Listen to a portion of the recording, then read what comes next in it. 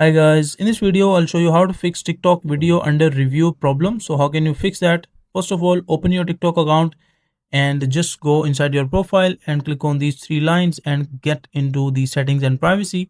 And once you're inside the settings and privacy, so scroll down, go to the end, and you will see an option called report a problem. So just click on report a problem, and inside report and problem just scroll down and you can just see the option called creations, or you can see the report as well, report a video, or this is something else, others ignore it and go inside the creation.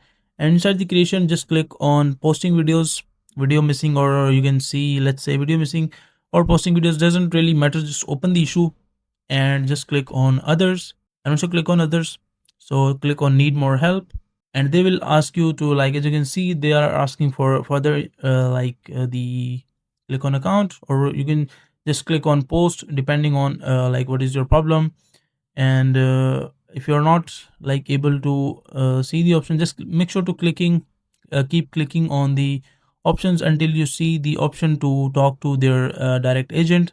You can just click it and click on this plus button, share your details, like make sure to share the screenshot, paste the link of the video as well.